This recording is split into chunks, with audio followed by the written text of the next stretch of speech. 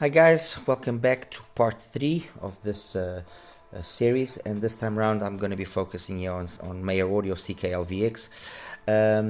But before I continue speaking in more detail about the D62, which is the model which brings me here, or the main reason why I'm here, I'm going to just give you a brief overview on the brand like I've done in the other two parts.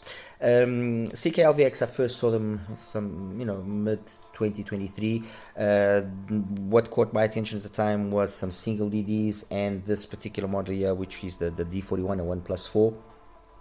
I got the single DD. The single DD was fine, but if I have to compare it with the single DD from Pula, the PA01, or with other single DDs that were available as well, it was perhaps maybe lacking a little bit, and at the price, which was basically the same as the others, it didn't catch my attention. As for the D41, it did catch my attention.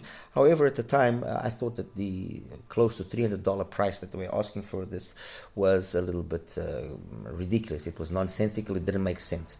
It is now currently being sold for $168, which is what makes sense.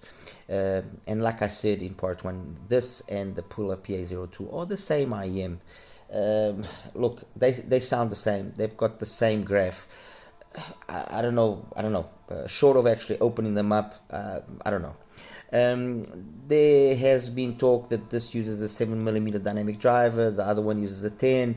Then no, this is actually a 10mm as well. It doesn't really matter. What I can say is that the D41 is in essence what the Pula PA02 is. It plays really well. It was liked by some, disliked by others.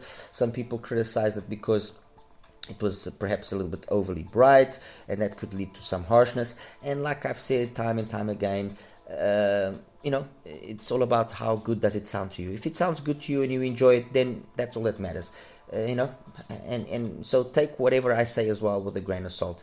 I'm giving you always my take and how it sounds to me with my music. And the reality is the D41 sounds fine, sounds perfect. I mean, $168, fine. You got the Pula PA02 at $130. They are basically the same thing. Which one would I choose? Well, I think you already know the answer. This doesn't really bring much more to the equation than the Pula brings, because it's the same thing. Same case, same accessories inside. Difficult, really difficult to put a reason why I would take this over the PA02. But anyway,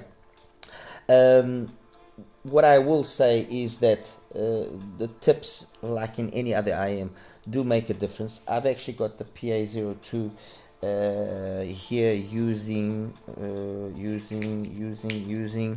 Let me just check here. Yes, exactly. I've got here the PA02 using these tips with the green bore, which I get from Penon, which I like very much. It sounds really good with this. I've got here the D41 using the liqueur tips as well from Penon. Sounds as well really good. So I've swapped the tips around from one to the other, and it's the same thing. And much like I said about the sound, nicely executed bass, great mids, great vocals, timbre and tonality, fine.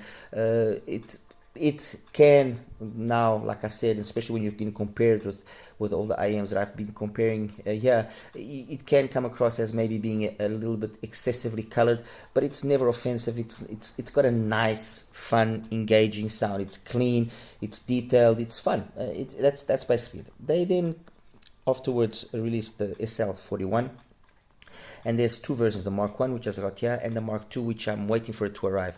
So when I get the Mark 2, I can add on to this here review by giving you a part 5, or maybe just making a separate review altogether. And this was the Mark 1 was again a beautifully built IM, 1+4 once more, basically the same price, although it's I see that HIFIGO no longer carries it, and it had a slightly different tuning. This was more relaxed, more mellow in terms of the mids and upper mids and treble, which was what people complained about.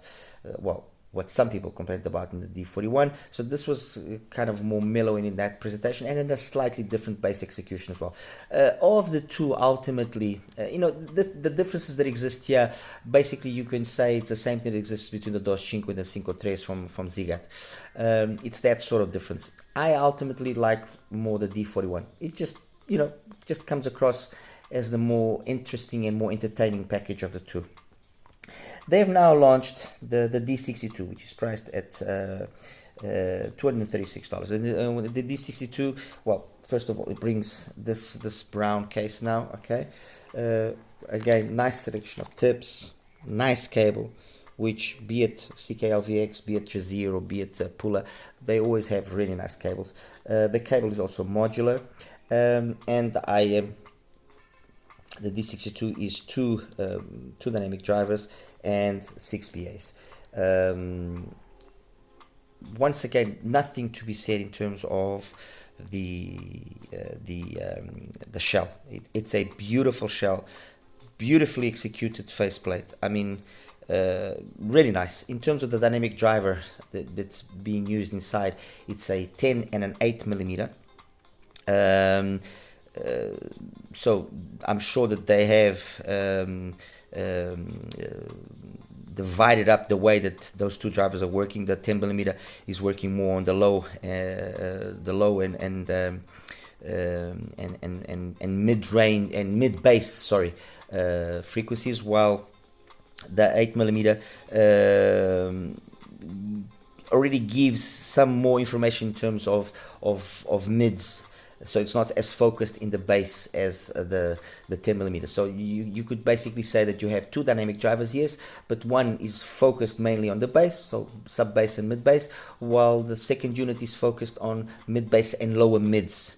And when you do listen to the D62 and comparing it to the other two, once again you do see not only a sort of house sound, but an evolution of that sound, and it's very easy. It doesn't take much for you to see, or for you to listen rather, that this is actually the better sounding IM of the ones at least that I have heard up to now. Like I said, I'm waiting on the Mark II, the SL41 Mark II, and I have not heard the SLT6, I believe, which is a 6BA. So I cannot say how it compares to those two as of yet. But I'm going to try and get my hands on the SLT6. That has caught my attention. But anyway, going back here to the D62, like I said, it's got a 10 millimeter and an 8 millimeter, and then we have the BAs, which are customized BAs and done in pairs. One focusing on mid range, two rather focusing on mid range. The other two on the higher frequency, and the other two yet again on the higher frequency, but you could say maybe ultra highs. Let's kind of put it that way. It's all combined with a really well designed crossover. Apparently that's what they say, and from what I hear, it does make sense what they're saying there. And like I said, the sound is an improvement, definitely an improvement over the SL41 and the D31. It's got very much that bass energy that you have in the previous two, especially on the D41, but it's just been cleaned up. I'm not sure if it's exactly the same dynamic driver they're using or not, but whatever dynamic driver they are using, it's not only been better tuned, but it seems to be of better quality. If for no other reason, maybe just because it's not working in such a wide range of frequencies, then maybe it can showcase better its abilities. The mids, again, you notice that you have that DD type of mid presentation being added and very well matched to the BAs. So the BAs that are working on the mids are, I believe, just giving the mids the right amount of cleanliness, of incisiveness, while the DD is conferring the mids that nice, more lush, more full tonality and timbre to ultimately just give you a very easy to listen and very pleasant sound. The highs, again, very nicely executed. I'm using the stock tips. I did use some Aslas, some Zelastic, the not the second version. There's just the stock, the normal, or the more usual Zelastic. These ones, okay. And what I did notice was that with the Aslas, I cleaned up the treble a little bit. That is true. And the bass gained some improvement as well from that extra cleanliness. Is it a day and night difference? No, it's not a day and night difference, but it's enough to notice it on specific songs. Let me see here, one song that I did actually notice that quite easily. Let me see here. Not on Light, on the Ultimate Selection, Twilight from Brian Simpson, exactly. I noticed that with the Celestec tips, it just made it was just that extra more crisp. But just it's a difficult one to actually try and explain, guys. I'm sorry if I'm not giving it or finding the best word. Elephant from Carol Duboc, beautiful. I mean, nothing to be said. Again, the D62 does that song just like I like it. So male vocals, female vocals came across spotless. No real issue there that I can point as negative or not pleasant or anything of the sort.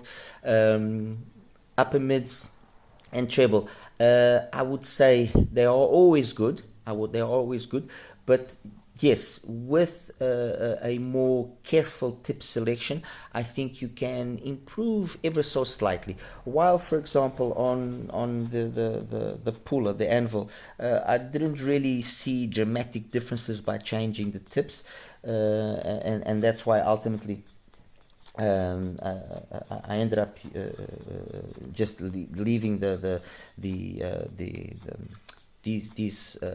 07 style KB ear tips on there, okay, because they just performed well. And I mean, I tried some Divinos Velvet. I did quite a few tips on that IM as well, and I didn't really see major differences. On the Jazeer, I did find that yes, the tips did improve, and that's why I noticed that the Clarence actually ended up being the ones that worked the best. I found that the D62 was the one where, though that tip rolling, let's call it that, was the one that brought the most benefit. It was the one that definitely, at least to my ears and to my music, I could pick up the differences better. So, guys, that's basically it. Like I said, it's in terms of the bass, really well executed. Nothing to be said again. Mids are very nice. There's a on the 81T you notice that quite well. It's the mids, they are clean, they are very nice, very nothing that to be said, but they lack that kind of DD tonality, timbre. They have that they just lack a little bit of that warmness, of that coziness. Okay, this is me really nitpicking, guys, trust me. On the puller, you get a sensation of the mids being very airy, very open, but again, they have maybe just a little bit lacking in terms of that spot on timbre and tonality that you get from mids when they are executed by a DD. On the 62, I found that that aspect was the one that was the most well executed. The mids, they have that nice that tonality. I can't explain that timbre. It's got more that kind of musical type of old school organic kind of mid presentation, and the highs, once again, clean, detailed, non-offensive. I didn't find them aggressive or anything of the sort. Technically, soundstage, once more, fine, nothing to be said there. Imaging, perfect. Timbre and tonality, like I said, perfect. Resolution, perfect. Honestly, none of these three, and I don't want to jump too much ahead, none of these three really didn't fulfill what I was expecting in terms of what their price is and what they are offering in terms of sound and technical capabilities and so on. They all ticked the boxes quite nicely. Obviously, in part 4, when I now compare them, I will get into a little bit more detail and try and show you the differences that exist, although I've already mentioned a little bit now in this part 3. But, you know, all three of them, their design premise has been, in my opinion, well done.